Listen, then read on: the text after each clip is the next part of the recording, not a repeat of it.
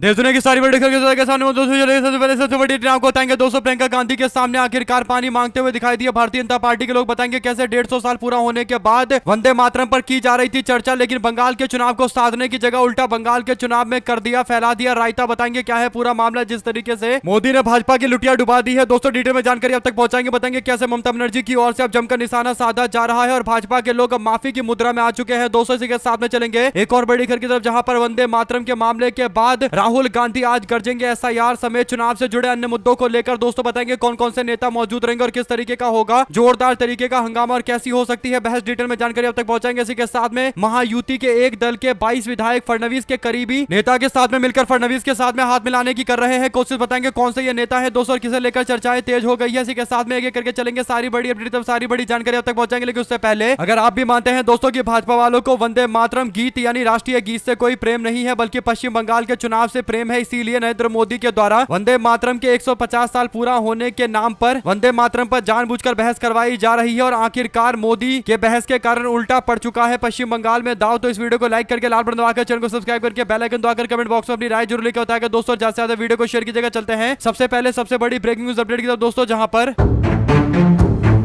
बीते दिन 8 दिसंबर को लोकसभा में वंदे मातरम के 150 साल पूरा होने पर खास बहस के लिए प्रधानमंत्री नरेंद्र मोदी और प्रियंका गांधी के बीच में काफी तीखा लेकिन प्रतीकात्मक टकराव देखने को मिला दोस्तों। दोनों सदनों के अंदर वंदे मातरम के 150 साल पूरा होने पर विशेष चर्चा का आह्वान किया गया, जिसमें नरेंद्र मोदी ने लोकसभा के अंदर चर्चा की शुरुआत की। इस चर्चा के दौरान कांग्रेस पार्टी की ओर से प्रियंका गांधी ने लोकसभा में भाषण देते हुए मोर्चा संभाला दोस्तों और सीधे प्रधानमंत्री मोदी पर सवाल खड़े किए। दरअसल नरेंद्र मोदी ने भाषण की शुरुआत करते हुए वंदे मातरम में आजादी की लड़ाई को ऊर्जा देने और देश को आत्मनिर्भर बनाने की राह दिखाने और बताया कि आजादी के दौरान छोटी से छोटी बड़ी से बड़ी चीज वंदे मातरम के आधार पर चलती थी, यानी हर जगह वंदे मातरम लिखा जाता था। उन्होंने आरोप लगाया कि कांग्रेस पार्टी वंदे मातरम पर समझौता करती है और तुष्टीकरण की राजनीति करती है। जैसा कि सबको उम्मीद था कि वंदे मातरम पर एक सकारात्मक चर्चा की जगह नरेंद्र मोदी और भाजपा के लोग कांग्रेस पार्टी पर ही आरोप मढ़ेंगे दोस्तों। इसके बाद विपक्ष के सांसदों ने नरेंद्र मोदी को बार बार टोका और उनसे बोला कि वंदे मातरम पर चर्चा करो, राजनीति क्यों कर रहे हो। इसके बाद नरेंद्र मोदी पर जब काफी दबाव बनाया गया दोस्तों, तो नरेंद्र मोदी थोड़ी बहुत बातें वंदे मातरम पर करने लगे और इस बीच नरेंद्र मोदी ने सबसे बड़ी गलती कर दी दोस्तों, जिससे पूरे पश्चिम बंगाल के अंदर भाजपा को बुरी तरीके से घेरा जा रहा है। यहां तक कि मुख्यमंत्री ममता बनर्जी ने भी बीजेपी के खिलाफ मोर्चा खोल दिया है दोस्तों और बंगाली अस्मिता के खिलाफ मोदी का बयान बताते हुए नरेंद्र मोदी को अब माफी मांगने के लिए मजबूर किया जा रहा है। दरअसल नरेंद्र मोदी ने राष्ट्रीय गीत लिखने वाले बंकिम चंद्र चटर्जी यानी भारत के स्वतंत्रता सेनानी, जिन्होंने भारत के अंदर राष्ट्रवाद को लेकर लोगों के बीच में अलग जगाई दोस्तों, और वंदे मातरम भी उन्होंने लिखा। वंदे मातरम के लेखक और रचयिता बंकिम चंद्र चटर्जी का नाम नरेंद्र मोदी ने बिगाड़ दिया दोस्तों। नरेंद्र मोदी ने बंकिम चंद्र चटर्जी यानी बंकिम चंद्र चट्टोपाध्याय बोलने की जगह बंकिम दा बोलकर बंकिम चंद्र चटर्जी का अपमान कर दिया दोस्तों। यानी कोलकाता और पश्चिम बंगाल के अंदर बंगाली भाषा में बड़े भाई को दादा बोला जाता है दोस्तों। नरेंद्र मोदी को पश्चिम बंगाल की भाषा बंगाली का थोड़ा भी ज्ञान नहीं है। जो बंकिम चंद्र चटर्जी को, जिन्हें पश्चिम बंगाल के अंदर एक ऋषि के तौर पर देखा जाता है, उनको ऋषि बंकिम चंद्र चट्टोपाध्याय बोलकर संबोधित किया जाता है ताकि उनका सम्मान रहे। लेकिन नरेंद्र मोदी जैसे कोई अपने दोस्त यार को बुलाता है वैसी भाषा का इस्तेमाल कर रहे हैं। बंकिम चंद्र चट्टोपाध्याय बोलने की जगह बंकिम दादा बोल रहे हैं। यानी अगर नरेंद्र मोदी संसद के अंदर महात्मा गांधी को महात्मा गांधी भाई बोल दे और छत्रपति शिवाजी महाराज को छत्रपति शिवाजी महाराज बोलने की जगह छत्रपति भाई बोल दे, उस तरीके का अपमान बंकिम चंद्र चटर्जी का किया गया है दोस्तों।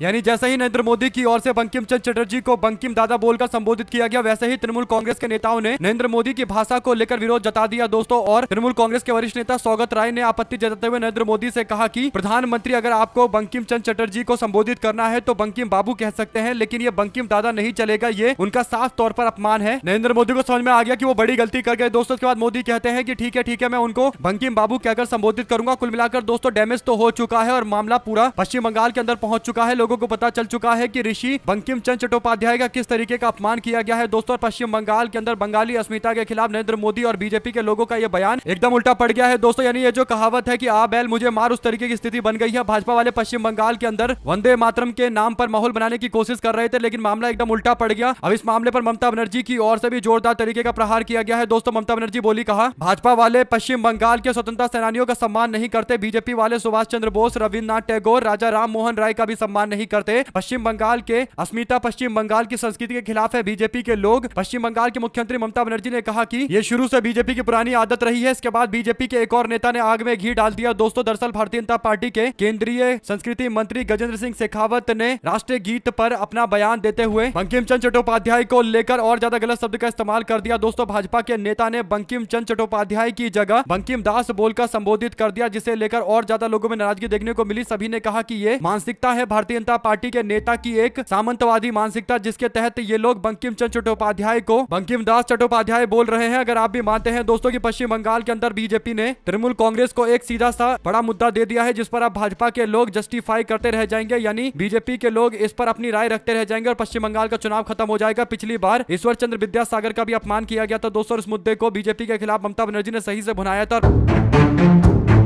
पश्चिम बंगाल की अस्मिता का मामला पश्चिम बंगाल के चुनाव में एक बहुत बड़ा मुद्दा बनता है। दो शब्द जरूर लिखा बताएगा दोस्तों। एक और ममता बनर्जी ने घेरा, दूसरी ओर पार्लियामेंट के अंदर प्रियंका गांधी ने भी बीजेपी को निशाने पर ले लिया। दोस्तों, प्रियंका गांधी ने कहा कि सरकार ने वंदे मातरम पर बहस दो वजह से करवाई है। पहला ये कि ये लोग पश्चिम बंगाल के विधानसभा चुनाव को ध्यान में रखकर ये चर्चा करवा रहे हैं। दूसरा ये कि जो स्वतंत्रता सेनानी है, जो कांग्रेस पार्टी से भी जुड़े लोग हैं, उनको गाली दिलवाना चाहते हैं, उनको उल्टा सीधा बोलना चाहते हैं, इसलिए ऐसा कर रहे हैं। उन्होंने दावा किया कि जो चुनावी मुद्दे हैं, जो असली मुद्दे हैं, महंगाई, बेरोजगारी, हाल ही में हुई SIR के कारण मौत और पानी, प्रदूषण, जमीन वगैरह, इन सब मुद्दों पर इनको चर्चा नहीं करवानी, इसीलिए ये इस तरीके के मुद्दे लेकर आते हैं। यानी वंदे मातरम पर चर्चा कराने के लिए 8-8, 10-10 घंटे रखते हैं। मोदी ने अपने भाषण में नैरेटिव रखकर कांग्रेस पार्टी के खिलाफ माहौल बनाने की कोशिश की, लेकिन प्रियंका गांधी ने तंज कसते हुए कहा कि वंदे मातरम का असली मतलब होता है मातृभूमि की रक्षा, पर्यावरण, जल, जमीन, समानता के मूल्यों को निभाना, लेकिन इससे इतर सिर्फ भावनात्मक नारेबाजी के लिए वंदे मातरम का इस्तेमाल किया जाता है। दोस्तों, वंदे मातरम के अंदर जो शब्द है सुजलाम सुफलाम मलयज शीतलाम, इसमें साफ तौर पर लिखा है कि एक भारत देश है जहां पर स्वच्छ हवा है और स्वच्छ पानी है, लेकिन क्या आज की स्थिति में लोगों को स्वच्छ पानी और स्वच्छ हवा मिल रहा है? यानी वंदे मातरम में भी जो लिखा हुआ है दोस्तों, उसका भी पालन बीजेपी की सरकार के लोग नहीं करते। दो शब्द जरूर लिखकर बताएगा दोस्तों, अगर आप भी मानते हैं कि ये वंदे मातरम तो बहाना है, असली तो देश के अंदर जो राजनीति बीजेपी करना चाहती है सबको पता है, लेकिन वंदे मातरम में जो बातें लिखी है उस पर ही बीजेपी को घेरा जाएगा। दो शब्द जरूर लिखकर बताएगा दोस्तों। चलते हैं एक और बड़ी अपडेट की तरफ, जहां पर बीते दिन प्रियंका गांधी ने बीजेपी को घेर लिया दोस्तों। उसके बाद आज राहुल गांधी खुद संसद भवन में मौजूद रहेंगे। लोकसभा में संसद में राहुल गांधी 234 सांसदों के साथ में एक साथ मोर्चा खोलते नजर आएंगे दोस्तों। 234 सांसद 9 दिसंबर यानी आज लोकसभा में चुनाव के चोरी के मुद्दे को लेकर राहुल गांधी के साथ खड़ा रहेंगे और कांग्रेस पार्टी 14 दिसंबर को रामलीला मैदान में विशाल जनसभा करने वाली है और उसका सीधा सीधा उदाहरण यहाँ पर पार्लियामेंट के अंदर आज देखने को मिलेगा दोस्तों। राहुल गांधी चुनाव चोरी के मुद्दे को लेकर जमकर चर्चा करने वाले हैं। देखते हैं आज राहुल गांधी की ओर से और भी क्या बड़े खुलासे किए जाते हैं। जो भी अपडेट आती रहेगी आप लगातार पहुंचाते रहेंगे दोस्तों। चलते हैं एक और बड़ी खबर की तरफ, जहां पर महाराष्ट्र की राजनीति में एक बार फिर से बड़ा भूचाल आया है दोस्तों। दरअसल शिवसेना UBT के विधायक आदित्य ठाकरे ने सोमवार को दावा किया है कि महायुति के एक सहयोगी दल के 22 विधायक मुख्यमंत्री देवेंद्र फडणवीस के करीबी हो गए हैं और पाला बदलने की तैयारी कर रहे हैं। उनका परोक्ष रूप से इशारा है उप मुख्यमंत्री एकनाथ शिंदे और शिवसेना की ओर। ठाकरे के इस दावे पर राज्य के अंदर चर्चाएं और ज्यादा तेज हो गई है दोस्तों। आपको बता दें कि जून 2022 में एकनाथ शिंदे के नेतृत्व में विधायकों ने विद्रोह करते हुए शिवसेना विभाजित कर दी और उसके बाद एक नई पार्टी एकनाथ शिंदे वाली शिवसेना बन गई दोस्तों। और उद्धव ठाकरे जब से परेशान चल रहे हैं, उनकी पार्टी टूट गई, तो उद्धव ठाकरे भी चाहते हैं कि शिंदे की पार्टी टूटे और शिंदे भी वापस से रोड पर आ जाए, शिंदे को किसी विधायक का समर्थन ना मिले। और आज की डेट में अगर शिंदे कमजोर होंगे तो भाजपा को फायदा मिलेगा, इसीलिए उद्धव ठाकरे और बीजेपी दोनों चाहते हैं कि शिंदे की पार्टी के विधायक या तो भाजपा की तरफ चले जाए या फिर शिवसेना UBT की तरफ चले जाए। शिंदे की राजनीति अगर खत्म होगी तो शिवसेना UBT का उभार होगा और भारतीय जनता पार्टी भी बहुमत का आंकड़ा हासिल कर पाएगी। ऐसे में शिंदे जिस तरीके से बीजेपी के खिलाफ आजकल माहौल बना रहे हैं दोस्तों, ऐसा लग रहा है कि बीजेपी शिंदे को निपटाने का पूरा प्रयास कर रही है, उनकी पार्टी को निपटाने का प्रयास कर रही है और उद्धव ठाकरे भी कहीं ना कहीं इस मामले में मदद करने की तैयारी कर रहे हैं। यही बड़ा कारण है कि आदित्य ठाकरे की ओर से बयान सामने आया है दोस्तों। दो शब्द जरूर लिखकर बताएगा। चलते हैं एक और बड़ी अपडेट की तरफ, जिसमें अभी हाल फिलहाल के अंदर एक मूवी आई है दोस्तों, धुरंधर मूवी, जिसमें अक्षय खन्ना का रोल काफी ज्यादा लोगों के दिल को छुआ है और लोगों ने अक्षय खन्ना की वीडियो क्लिप भी शेयर करनी शुरू कर दी है दोस्तों। आपको बता दें कि अक्षय खन्ना की एंट्री वाला एक वीडियो है, जिसे शेयर करते हुए बीजेपी के लोग दावा कर रहे थे कि वंदे मातरम पर चर्चा के दौरान नरेंद्र मोदी कुछ उसी रूप में दिखाई दिए जो रूप धुरंधर मूवी में अक्षय खन्ना का दिखाई दे रहा था। दरअसल दोस्तों, अक्षय खन्ना इस मूवी में एक पाकिस्तानी बने हुए हैं और उसकी एंट्री की तारीफ कर रहे हैं भाजपा वाले। मेन सोशल मीडिया हैंडल से नरेंद्र मोदी और अक्षय खन्ना दोनों की तुलना की जा रही है दोस्तों। इस पर जब जमकर बीजेपी वालों का विरोध हुआ और पूछा गया कि आप तो पाकिस्तानी का रोल करने वाले अक्षय खन्ना की तारीफ कर रहे हैं और नरेंद्र मोदी को भी उसी के बराबर बताने की कोशिश कर रहे हैं, तो भाजपा वालों ने अपने पोस्ट को डिलीट कर दिया दोस्तों। इस पर सुप्रिया श्रीनेट ने कहा कि ये डिलीट क्यों कर दिया भाजपा वालों, थोड़ा देश भी तो देखना चाहता है कि तुम लोगों का पाकिस्तान का प्रेम किस तरीके का है, उजड़ कहीं के, यानी जब देखो तब पहले पोस्ट कर देते हो उसके बाद डिलीट कर देते हो। यानी दोस्तों इन्हें ये भी नहीं पता कि धुरंधर फिल्म के अंदर पाकिस्तानी बने हुए हैं अक्षय खन्ना, लेकिन हो सकता है कि पता भी हो, लेकिन पाकिस्तान प्रेम बीजेपी वालों का छुपता भी तो नहीं है दोस्तों। इससे पहले भी आप लोग को याद होगा जब नरेंद्र मोदी नवाज शरीफ के घर में शादी के प्रोग्राम में चले गए थे और नरेंद्र मोदी अचानक से पाकिस्तान में अपना प्लेन उतारकर वहां पर दोस्ती निभाने के लिए चले जाते हैं। दो शब्द जरूर लिख कर बताएगा दोस्तों। चलते हैं एक और बड़ी अपडेट की तरफ, जहां पर उत्तराखंड में केंद्र और राज्य सरकार की महत्वाकांक्षी गंगोत्री हाईवे परियोजना यानी ऑल वेदर रोड के खिलाफ संघ यानी आरएसएस खुलकर विरोध करना शुरू कर रहा है दोस्तों। जो जानकारी है उसके अनुसार आरएसएस के सह सर कार्यवाहक डॉक्टर कृष्ण गोपाल और बीजेपी के वरिष्ठ नेता पूर्व केंद्रीय शिक्षा मंत्री मुरली मनोहर जोशी ने परियोजना के तहत 7,000 देवदार के पेड़ काटे जाने का विरोध किया है। कुल मिलाकर भाजपा सरकार की परियोजना है दोस्तों और भाजपा के वरिष्ठ नेता और आरएसएस के लोग इसका विरोध कर रहे हैं। सवाल ये उठता है कि मुरली मनोहर जोशी जैसे बीजेपी के नेता जिन्होंने भाजपा की नींव रखी है, अगर उनको भाजपा को समझाने में दिक्कतें हो रही है यानी विरोध करना पड़ रहा है, जबकि वो एक फोन करके किसी भी बड़ी परियोजना को रुकवा सकते हैं जो जनता के खिलाफ है, तो इससे समझ में आ रहा है दोस्तों कि कहीं ना कहीं बीजेपी के जो पुराने दिग्गज नेता हैं उन सबको साइडलाइन कर दिया गया है। मुरली मनोहर जोशी को तो मार्गदर्शक मंडल में रखा गया था दोस्तों, लेकिन बीजेपी के लोग किसी भी मामले पर उनसे मार्गदर्शन लेते ही नहीं है। ऐसा लग रहा है कि मार्गदर्शन मंडल बनाया इसलिए गया है ताकि भाजपा के वरिष्ठ नेता नरेंद्र मोदी और अमित शाह के मार्ग में कोई दर्शन ना दे, यानी जो अमित शाह और मोदी को करना है वो करते रहे, बड़े बड़े नेता सामने दिखाई ना दे, इसलिए उनको मार्गदर्शक मंडल में डाल दिया गया है। अगर आप भी मानते हैं कि मुरली मनोहर जोशी को विरोध करना पड़ रहा है तो इससे पता चलता है कि अब बीजेपी किस तरीके से बदल गई है दोस्तों। अब मोदी और शाह की भाजपा हो चुकी है जिस पर मुरली मनोहर जोशी जैसे बीजेपी के संस्थापकों का भी कोई कंट्रोल नहीं रहा है। दो शब्द जरूर लिखकर बताइएगा। चलते हैं एक और बड़ी अपडेट की तरफ, जिसमें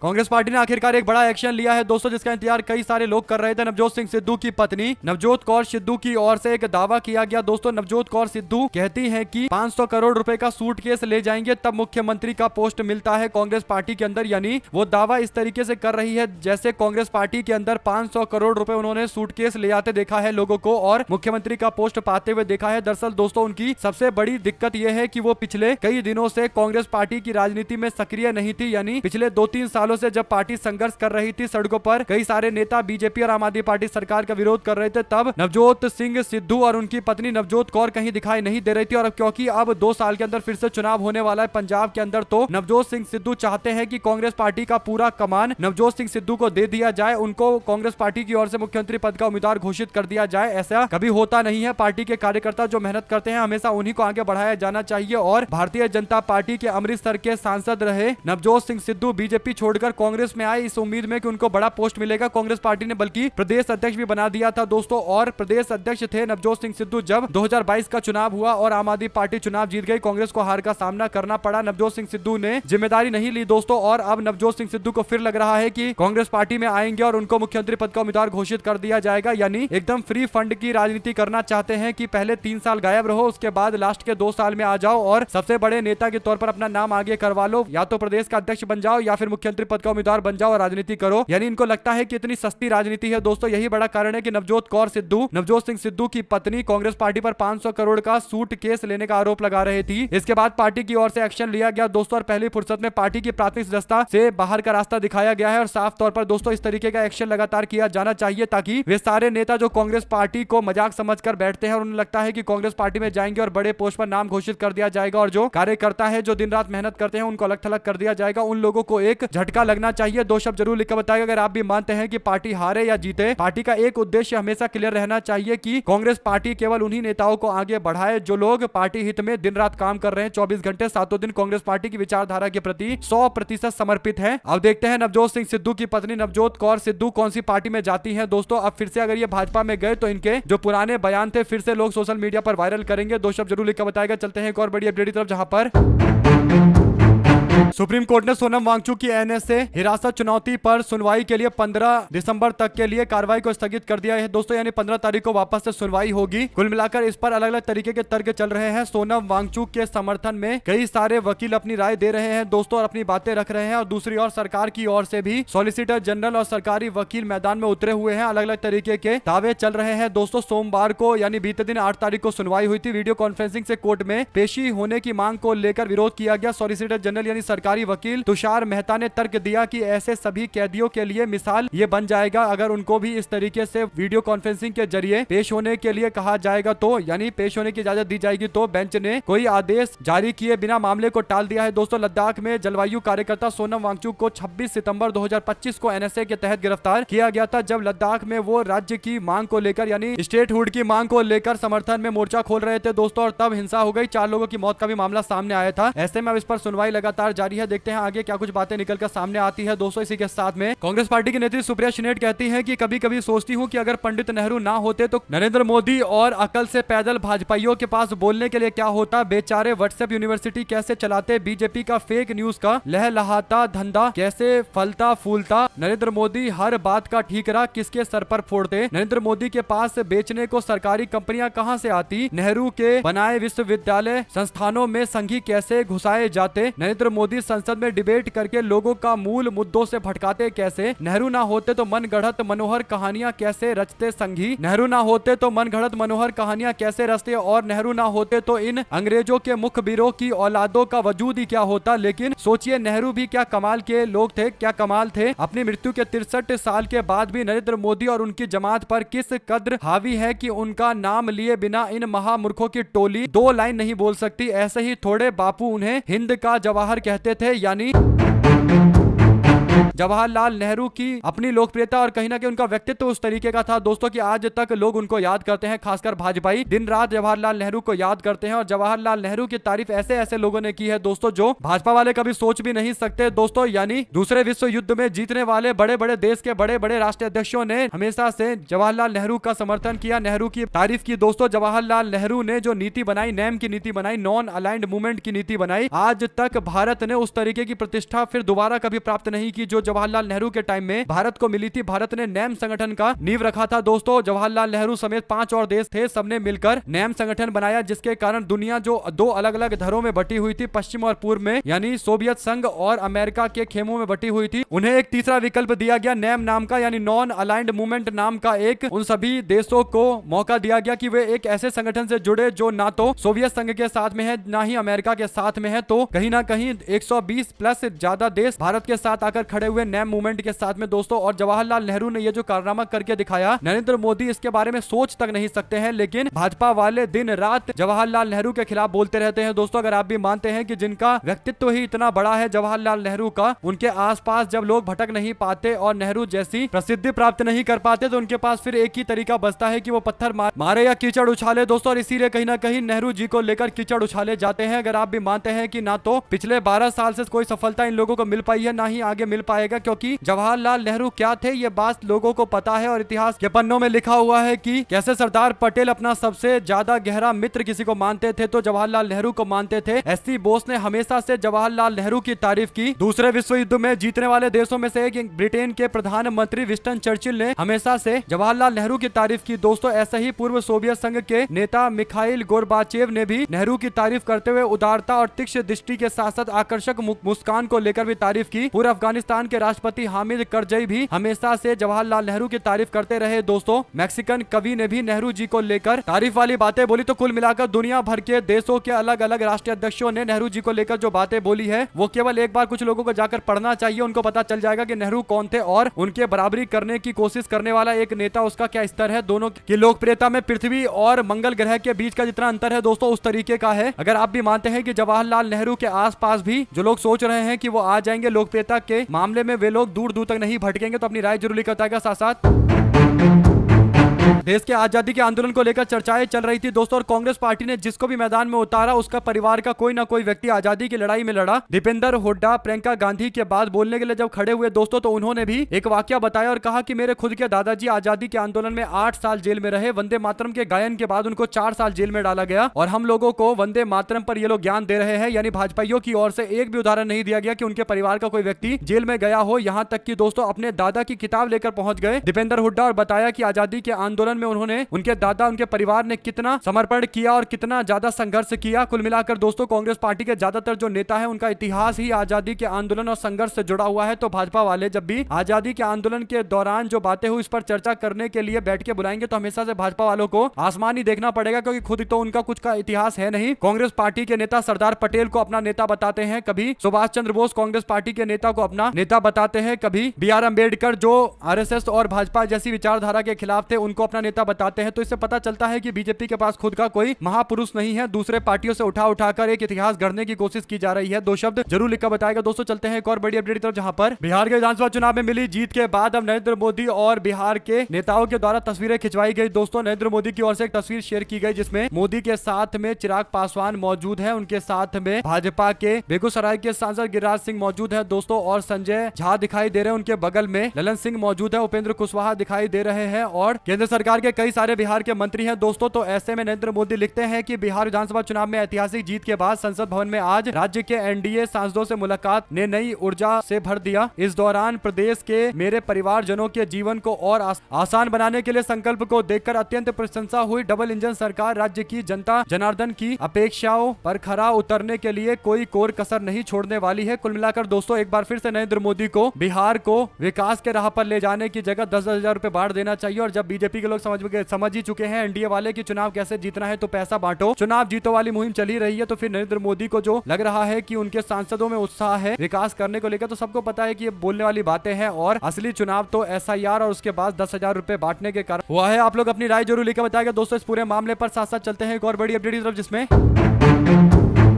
कांग्रेस पार्टी के नेता नवजोत कौर ने जो बयान दिया था उस पर अब पार्टी के सारे नेता एग्रेसिव हो गए हैं, और पूरी तरीके से नवजोत कौर के बयान की आलोचना की जा रही है दोस्तों। पार्टी से बाहर निकालने के बाद इसे पूरी तरीके से जायज बताया जा रहा है। 2 शब्द जरूर लिख के बताएगा। हमारे से लगातार जुड़े दोस्तों का बहुत बहुत धन्यवाद। आप लोग देख रहे थे आपका अपना चैनल जय हिंद जय भारत। ज्यादा से ज्यादा वीडियो को शेयर कीजिएगा। बहुत धन्यवाद।